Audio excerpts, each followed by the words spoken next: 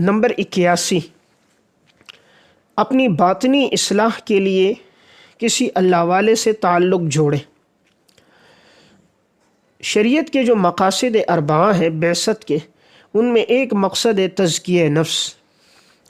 تو تزکیہ نفس کے لیے کسی بھی اللہ والے سے تعلق جوڑنا چاہیے، اور بہتر ہے ان سے جن سے انسان استفادہ زیادہ کر سکے۔ اگر ان کے اپنے اساتذہ میں، اپنے اہل علم میں جو ان کے زیادہ قریب ہوں، یا علاقے میں کوئی ہو، تو ان سے ضرور استفادہ کرتا رہے، اور اپنے روحانی امراض انہیں بتا کر اور ان سے ان کا علاج کرواتا رہے۔ ایک ہے ظاہر اور ایک ہے باطن، اور انسان کے علم میں نکھار باطن کے تزکیے سے آتا ہے۔ اور باطنی بیماریوں میں عموماً الامراض تکبر ہے۔ عموماً انسان کے پاس جب علم آتا ہے تکبر زیادہ آ جاتا ہے، اور عالم کے لیے اچھا وصف عاجزی ہے۔ تکبر آنے سے وہ معاشرے سے بھی کٹ جاتا ہے، اور اس سے استفادہ کرنے والے لوگ بھی اس سے کٹ جاتے ہیں۔ ایسا انسان محدود ہو کے رہ جاتا ہے، اور جو متواضع ہو کر ہوتا ہے اس سے استفادے والے لوگ زیادہ ہوتے ہیں، اور عاجزی سے اللہ لوگوں کے دلوں میں اس کی محبتیں ڈال دیتا ہے۔ ہونا یہ چاہیے جتنا علم بڑھے اتنی عاجزی بڑھے، اور انسان سے حسد کینہ دور ہو جائے، اور اس میں معاف کرنے کا جذبہ زیادہ ہو۔ عموماً جو انسان عظیم ہوتا ہے وہ مظلوم ہوتا ہے۔ جو عظیم ہوتا ہے وہ مظلوم ہوتا ہے۔ اس لیے ہر عظیم آدمی پر لوگ نکتہ چینیاں زیادہ کرتے ہیں، اعتراضات زیادہ کرتے ہیں۔ ہر بڑے انسان کو دیکھو، ان پر بڑے اعتراضات ہوئے۔ انبیاء علیہ السلام سب سے بڑے عظیم لوگ ہوتے، لیکن انبیاء علیہ السلام پر کتنے اعتراضات ہوتے۔ ان کے بعد محدثین کی زندگی دیکھیں، فقہا کی زندگی دیکھیں، امام اعظم ابو حنیفہ رحمہ اللہ کی زندگی دیکھیں کہ کتنی امام صاحب پہ جریں کی گئی ہیں۔ حاسدین نے کس کس قسم کے طعن آپ پر کیے ہیں۔ اگر آپ تاریخ بغداد کی 13ویں جلد میں پڑھ لیں تو کس قسم کی جریں ایسے مطعون راویوں کے ذریعے، جو اکثر راوی کذاب بھی ہیں، وضاع بھی ہیں، ان لوگوں نے اس طرح کی جریں کی جو ایک ادنا انسان پہ نہیں کی جا سکتی، چی جائے کہ امام اعظم ابو حنیفہ ہو۔ حضرت عثمان بن عفان مظلوم تھے، عظیم تھے۔ امام اعظم ابو حنیفہ عظیم تھے، مظلوم تھے۔ ہر انسان کی زندگی آپ کو نظر آئے گی۔ اس لیے جب اللہ تعالیٰ عزتیں دے نا تو حاسدین بڑھ جاتے ہیں، تو پھر عفو و درگزر زیادہ ہونا چاہیے، اور حسد سے، کینے سے انسان دور ہو کر اپنی منزل کی طرف بڑھتا رہے۔ اگر وہ ان کے پیچھے رکھ گئے نا تو اس کے آگے بڑھنے کا سفر، وہ رفتار بہت کم ہو جائے گی۔ آپ تیزی کے ساتھ جا رہے ہیں، دائیں بائیں ساتھیوں کے ساتھ متعلق ہوتے رہے، ایک سے ملے، دوسرے سے ملے، ایک کو باتوں کے جوابات دے، دوسرے کو دیے، تو جو آپ کے آگے بڑھنے کا سفر تھا نا وہ متاثر ہو جائے گا۔ اس لیے آدمی آگے بڑھتا جائے، اپنی اصلاح کے لیے کسی اپنے ایک استاد یا اللہ والے سے تعلق رکھے، اس کے مشورے پہ چلے۔ کسی ایک کا مشورہ ضرور ہونا چاہیے۔ خود اپنے آپ کو خود رائے نہ ہو، خود اپنے مشورے پہ نہ چلے، کوئی نہ کوئی بڑا ہو۔ حضرت تھانوی صاحب رحمہ اللہ فرماتے تھے اگر ضابطے کا کوئی بڑا نہ ہو تو اپنے معاصرین میں سے کسی سے رائے لے اور اس پر عمل کرے۔ تو کسی کے مشورے پہ چلنے والا کبھی ناکام نہیں ہوتا، اور مشورے پہ زندگی گزارنے والا ہمیشہ کامیاب رہتا ہے، اور مشاورت پہ چل کر آگے اللہ تعالیٰ اس کے لیے راستے کھول دیتا ہے۔ تو اس لیے ضروری ہے تزکیہ نفس، کسی اللہ والے سے تعلق۔ آپ دیکھیں علامہ رشید احمد گنگوئی علم کے پہاڑ تھے، حضرت نانوتوی رحمہ اللہ، لیکن حضرت مولانا مہاجر مکی مدنی رحمۃ اللہ علیہ سے ان کا تعلق تھا، حضرت مہاجر مکی سے ان کا تعلق رہا ہے۔ حضرت حکیم علومت مولانا اشرف علی تھانوی رحمہ اللہ کا اصلاحی تعلق حضرت مہاجر مکی رحمہ اللہ سے رہا ہے۔ حضرت شیخ الحدیث مولانا زکریا رحمہ اللہ استفادہ کرتے رہے علامہ خلیل احمد سہارنپوری رحمہ اللہ سے۔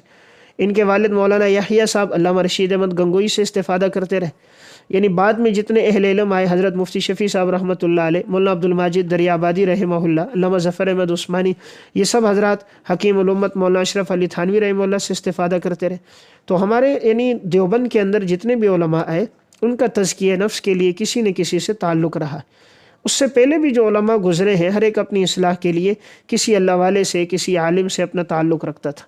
بہتر ہے اس عالم سے رکھیں جو باعمل بھی ہو، بڑا عالم بھی ہو۔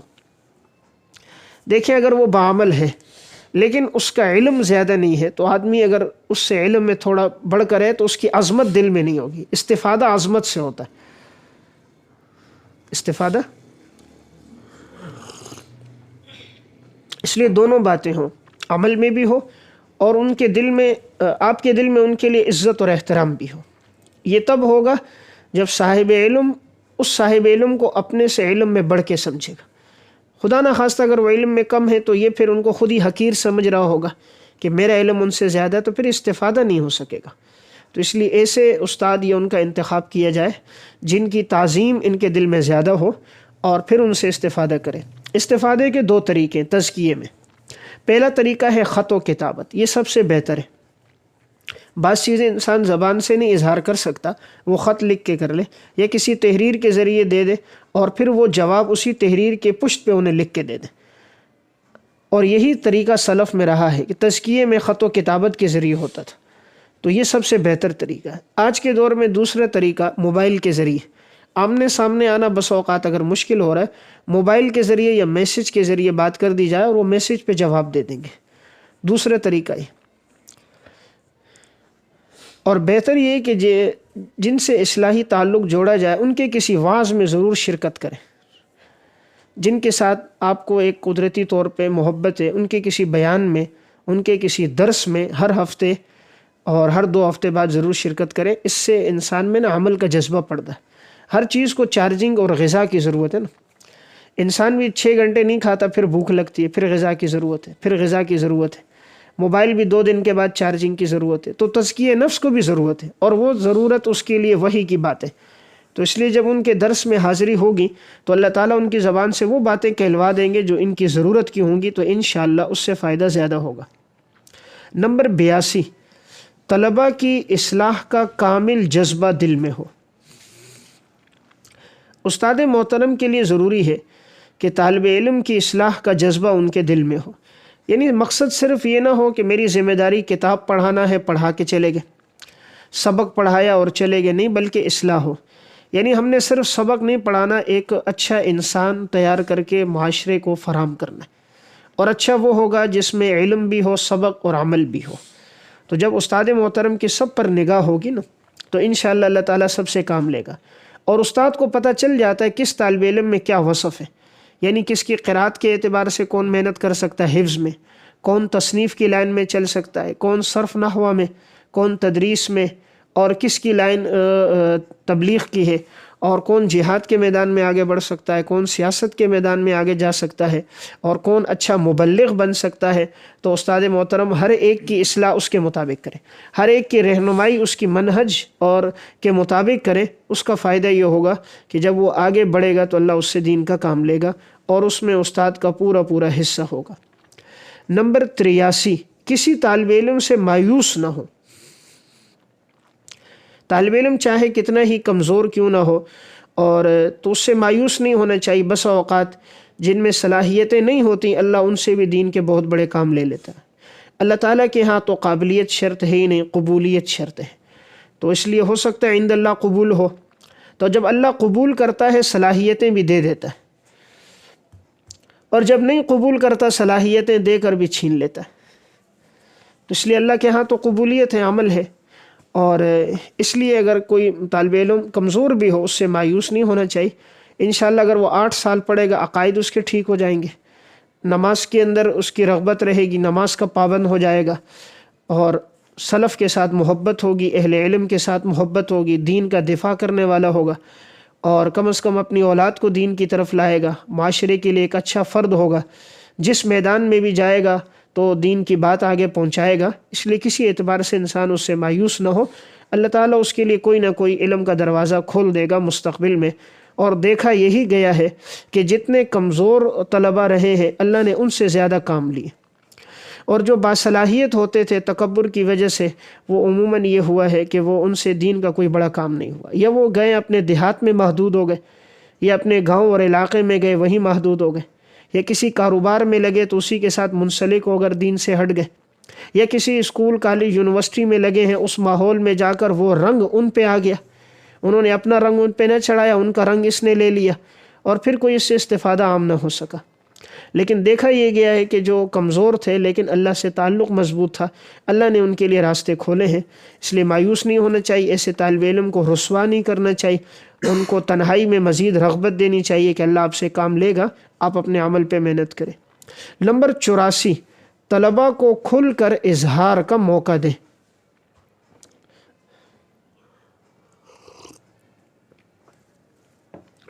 اظہار کا موقع دیں، اس کا مطلب یہ ہے طالب علم اگر کوئی سوال کرنا چاہے سبق پر تو وہ سوال کر سکے، اگر وہ کوئی خارجی بات علم کے متعلق پوچھنا چاہے تو استاد موقع دیں، ان کی بات سنیں، انہیں جواب دیں، کسی کتاب کی طرف رہنمائی چاہیں، کسی فن کی اصطلاح پوچھیں، مثال پوچھیں، سبق کی تطبیق پوچھیں، کوئی خارجی بات پوچھیں تو استاد کو انہیں موقع دینا چاہیے، اس سے ان کی صلاحیتیں کھلتی ہیں۔ ہم نے ان کی صلاحیتوں کو دبا دیا، جب انہیں موقع ہی نہیں دیا تو اب کوئی بات ہی وہ نہیں کر پاتے، اس سے یہ نقصان یہ ہوتا ہے ان کی صلاحیتوں میں نکھار پیدا نہیں ہوتا، اور جب استاد موقع دے گا تو بات کرنے سے شخصیت کا پتہ چلتا ہے۔ ہر انسان اپنی زبان کے نیچے ہوتا ہے اور انسان کی شخصیت اس کی گفتگو سے معلوم ہوتی ہے، کون کس درجے کا انسان ہے اس کی آدھے گھنٹے کی گفتگو سے پتہ چل جاتا ہے، آدھا گھنٹہ تو زیادہ کہہ رہا ہوں، میرے خیال 5 منٹ کی گفتگو سے انسان کی شخصیت معلوم ہو جاتی ہے۔ اس لیے طالب علم کو جب موقع دیں گے تو معلوم ہوگا ان کا مزاج، ان کا ذوق، اس کے مطابق اگر رہنمائی ہوگی انشاءاللہ وہ آگے بڑھے گا۔ نمبر 85، طلباء کے سرپرستوں سے رابطے میں رہیں۔ جو شاگرد پڑھنے آ رہا ہے اگر اب ممکن ہے ناظم تعلیمات ہیں تو سب کا رابطہ نمبر ان کے پاس ہونا چاہیے، یا ادارے کے منتظم ہے، اس کا فائدہ ہی ہوگا اگر طالب علم کمزور ہے ان کے والد کو بتا دیا جائے کہ ان کی دلچسپی نہیں ہے، چھٹیاں زیادہ کر رہے ہیں یا فلاں چیز میں ان کی مشغولیت ہے، تو اساتذہ سرپرستوں سے جب رابطہ ہوگا تو اس کا فائدہ ہوگا۔ اسی طرح سرپرست پھر اس استاد سے بڑی محبت کرتے ہیں کہ یہ ہمارے بچے کے بارے میں بڑے فکر مند ہیں، کوئی بات ہوتی ہے تو ہمیں اطلاع دے دیتے ہیں، تو سرپرستوں کے دل میں استاد کی محبت آتی ہے۔ اور پھر اس کا فائدہ یہ ہوتا ہے کہ جب آدمی اچھے اوصاف بھی بتاتا ہے تمہارے بیٹے میں یہ خوبی ہے تو والد خوش ہوتا ہے میرے بیٹے میں یہ خوبیاں ہیں، وہ استاد سے اور محبت کرتا ہے، ہر قسم کا تعاون مستقبل میں اس کے ساتھ کرتا ہے۔ کسی مشکل موقع پر ضرورت پیش آتی ہے تو یہی لوگ دفاع کرنے والے بھی ہوتے ہیں اور معاون اور مددگار بھی بنتے ہیں۔ نمبر 86، طلباء کے سرپرستوں کے ساتھ بحث اور مباحثہ نہ کیا جائے، تکرار نہ کیا جائے۔ ابھی کبھی کوئی سرپرست آ جاتا ہے، اگر بچے میں کچھ کمزوری آپ نے بتایا لیکن وہ اگر اپنے بیٹے کا دفاع کر رہے ہیں، نہیں جی میرا بیٹا تو باصلاحیت ہے، میرا بیٹا تو بہت اچھا پڑھنے والا ہے، تو آپ نے کوئی بات کی لیکن انہوں نے اس کا الٹ جواب دیا، تو ان کے ساتھ تکرار نہ کریں۔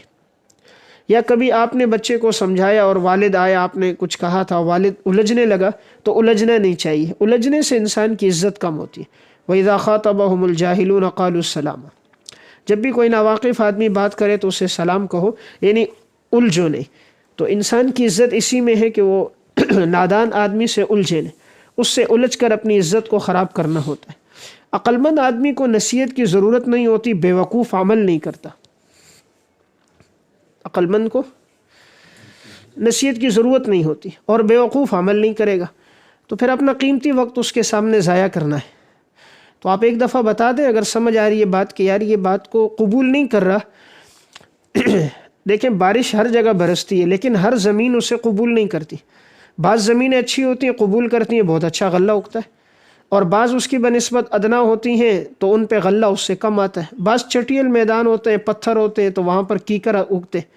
بارش تو سب جگہ ہوئی لیکن اس کو جذب کرنے کی صلاحیت الگ الگ ہوتی ہے۔ تو استاد کے علم کی بارش سب پر ہوتی ہے لیکن طلباء کا اپنا اپنا ظرف ہوتا ہے، کون اس کو کتنا لے سکتا ہے، کون کتنا نہیں لے سکتا۔ اس لیے استاد محترم کبھی تکرار نہ کریں، بات بتائیں، منوائیں نہیں۔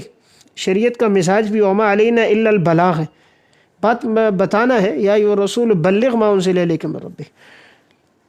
نمبر 87، استاد اپنے بچے کلاس میں روزانہ نہ لائیں، کبھی کبھی مہینے میں ہوتا ہے، اگر آپ اپنے بیٹا یا اپنا بھتیجا یا بھانجا لے آتے ہیں تو بہرحال ٹھیک ہے، لیکن اپنے بچوں کو روزانہ کلاس میں لے آنا، سبق پڑھا رہے ہیں اب آپ کا بچہ ساتھ ہے، اس کا اچھا اثر نہیں ہوتا۔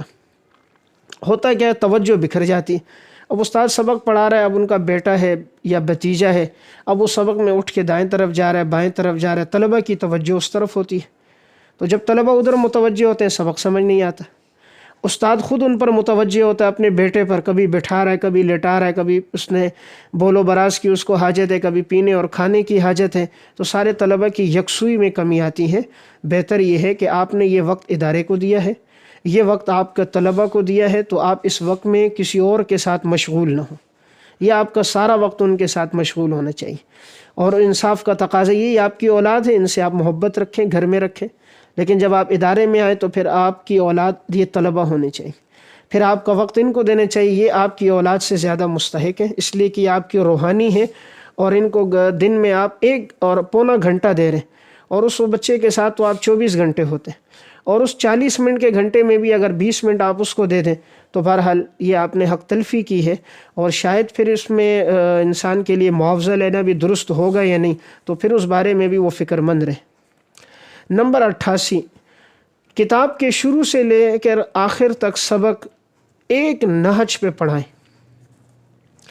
ایک نہج پہ پڑھائیں مطلب یہ ہے کتاب کو جب آدمی شروع کرے تو آخر تک صفحات گن لے کہ کل صفحات کتنے بنتے ہیں کتاب میں، اور پھر درمیان سے چھٹیاں بھی نکال دے، سیمائی ششمائی کی چھٹیاں ہیں، جمعے کی چھٹیاں ہیں، اس کے علاوہ جو تعطیلات ہیں وہ بھی نکال دے، پھر جتنے ایام بنے اور ان صفحات کو ان میں تقسیم کرے، پھر اس کے مطابق برابر سرابر پڑھائے۔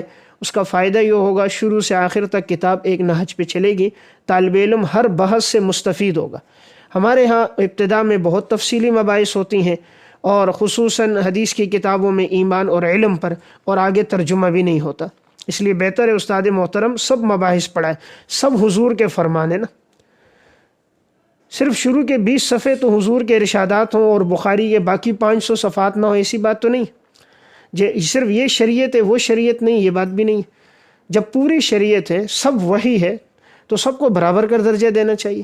ٹھیک ہے اگر اس کو مباحث کی وجہ سے کچھ وقت زیادہ دے دیں، لیکن دوسرے کو بالکل نظر انداز نہ کریں۔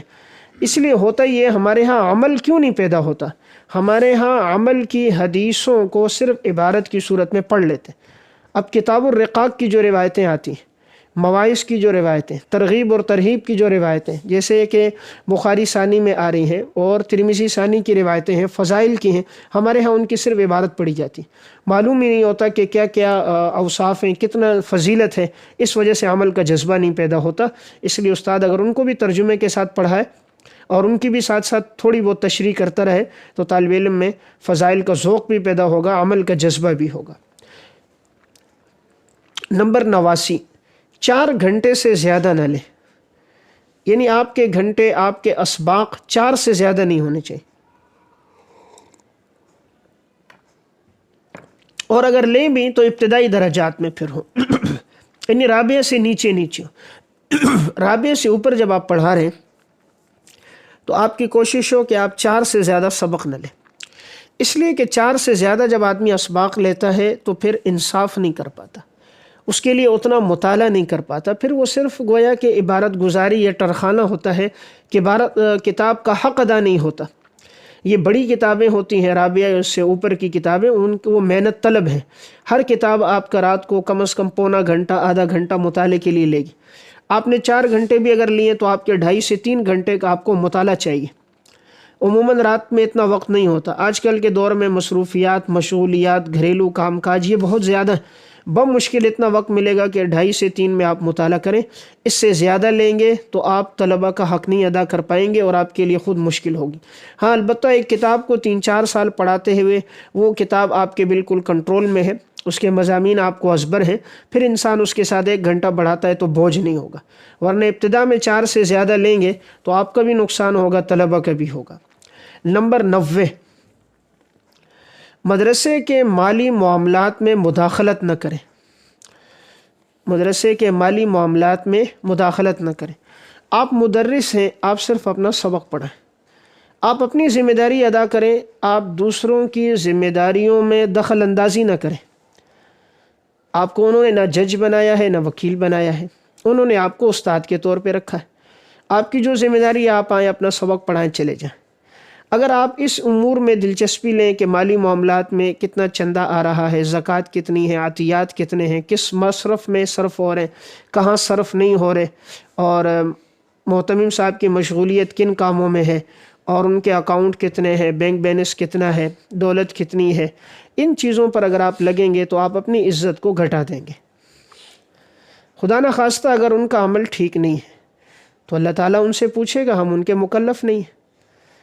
اگر ان کا عمل شریعت کے خلاف ہے تو اللہ نے ہمیں ان پر وکیل نہیں بنایا، نہ نگہبان بنایا۔ کرامن کاتبین لکھ رہے ہیں، عالم بذات الصدور اس سے واقف ہے، تو ہمیں اس پر توجہ کرنے کی ضرورت ہی کوئی نہیں۔ اس لیے بہتر ہے جو گھنٹوں میں ایسے تبصرے اساتذہ کر لیتے ہیں یا باہر طلبہ کے سامنے کرتے ہیں، کوئی نہ کوئی بات منتظمین تک پہنچ ہی جاتی ہے تو پھر اس سے انسان کی رسوائی ہوتی ہے، آگے بڑھنے کے راستے مسدود ہو جاتے ہیں، انسان پھر آگے نہیں بڑھ سکتا، تدریس میں ترقی نہیں کر سکتا، راستے بند ہو جاتے ہیں، پھر اس کے لیے رکاوٹیں زیادہ کھڑی ہوتی ہیں اور مخالفین کھڑے ہو جاتے ہیں، پھر بات بات پر جو چشم پوشی پہلے تھی وہ باقی نہیں رہتی کہ ان کی نظر تو ہمارے اوپر ہے، پھر وہ آپ پر چشم پوشی نہیں کریں گے، آپ کی آمد پر کس وقت آئیں، کس وقت گئیں، کیسا پڑھایا کیسا نہیں پڑھایا، تو یہ مختلف باتیں کھلیں گی، آپ کے لیے تکلیف کا باعث بنیں گے۔ مالی معاملات میں مداخلت ہی نہ کریں، اور بہتر تو یہ ہے کہ مالی معاملات کے شعبے سے اپنے آپ کو وابستہ ہی نہ رکھیں۔ اگر آپ کو یہ شعبہ دیا جا رہا ہے کہ ناظم مالیات ہے تو آپ کہیں جی مجھے مدرس ہی بناؤ، ناظم مالیات کا شعبہ نہ لیں، کیونکہ بہت احتیاط پر مبنی ہوتا ہے، خدا نخواستہ ایک پائی بھی اگر دائیں بائیں جاتی ہے تو ادارے والے بھلے نہ پوچھیں، عند اللہ تو آپ نے جواب دینا ہے۔ اس لیے مدرس کی حیثیت سے ادارے میں رہیں، کوشش کریں صرف تدریس کریں، باقی کسی شعبوں سے اپنے آپ کو منسلک ہی نہ رکھیں تو آپ کی عزت زیادہ ہے۔ دیگر شعبوں میں لگ جائیں گے، ان شعبوں کو وقت زیادہ دیں گے، تدریس کا وقت آپ کو نہیں ملے گا۔ عموماً ہر مدرسے میں ناظم دارالاقامہ کا شعبہ ہر وقت خالی رہتا ہے۔ اس کی وجہ کیا ہوتی ہے؟ وجہ یہی ہوتی ہے کہ وہ 1 سال کے بعد چلا جاتا ہے، وہ طلباء کے ساتھ کون روزانہ وہ بحث کرے، تکرار کرے، تو اس لیے وہ دارالاقامہ کی نظامت، کھانے پلانے کی نظامت، بچوں کو جگانے کی، سارا وقت اسی میں صرف ہوا تو اپنی استعداد نہ بن سکی۔ جیسے انسان فارغ ہوتا ہے نا، یہ بننے کا زمانہ ہوتا ہے، شوق اور جذبہ ہوتا ہے، نئے نئے عالم ہوتا ہے، 10 سال جو ہوتے ہیں فراغت کے بعد یہ انسان کے بننے کا دور ہے، اور اس کے بعد پھر انسان کا جو سابقہ مطالعہ ہوتا ہے نا وہ اس پہ چلتا ہے، کیونکہ 10 سال کے بعد عموماً عمر 40 سال تک پہنچ جاتی ہے۔ اب 40 کے بعد بیماریاں، امراض، عوارض بھی ہوتے ہیں، اولاد کی بھی مشاغل ہوتے ہیں، پھر وہ اپنے سابقہ مطالعے پہ چلتا ہے۔ اب اگر وہ 10 سال اس نے ناظم دارالاقامہ کی خدمت میں لگائے، ان کاموں میں وہ لگ گیا، پھر اب اس کو جب تدریس بڑی کتابوں کی ملتی ہے تو نہیں کر پاتا، وقت نہیں ہوتا، صلاحیت نہیں رہتی۔ بہرحال ابتدائی 10 سالوں میں آپ خوب محنت کر کے پڑھائیں، 10 سال آپ نے تدریس کر دی تو ایسے پختہ عالم بن جائیں گے، پھر فن کی کوئی بھی کتاب ہوگی آپ کے لیے مشکل نہیں ہوگی۔ تو بہرحال مدرس رہیں، دیگر معاملات میں اپنے آپ کو نہ الجھائیں تو آپ علمی ترقی کریں گے، ورنہ وہ تو آپ کو اپنے مقصد کے لیے استعمال کریں گے، کبھی ایک شعبے میں کبھی دوسرے شعبوں میں آپ کو لگا لی اپنے مقصد میں، آپ کی اپنی صلاحیتیں کم ہو جائیں گی۔ ہم کوشش یہ کریں ہماری تنخواہ بھلے کم ہو لیکن تدریس سے وابستہ ہو۔ اگر معاوضہ کم مل رہا ہے لیکن آپ کو کتابیں اچھی ہیں، گھنٹے آپ کی پسند کے موافق ہیں، بڑی کتابیں ہیں، بھلے معاوضہ کم ہے، آپ اس کو ترجیح دیں کیونکہ آپ کی علمی استعداد میں اضافہ ہو رہا ہے۔ دوسری طرف اگر آپ کو شعبے دیے جا رہے ہیں ناظم دارالاقامہ، دیگر شعبے انتظامی امور کے، اس میں بھلے معاوضہ زیادہ ہوگا، آپ کی صلاحیت نہیں بڑھے گی۔ معاوضہ ملا، آپ نے کھایا، ختم ہو گیا، 10 سال بعد جہاں سے چلے تھے وہیں آ گئے، بھلا کیوں نہ آتے زمین جو گول ہے، تو وہیں پر دوبارہ پلٹ کر آگے 10 سال بعد کہ جب فارغ ہوئے تھے جو حالت تھی 10 سال بعد بھی وہی حالت ہے۔ اس لیے بہرحال تدریس سے وابستہ رہیں گے تو علم میں نکھار ہوگا۔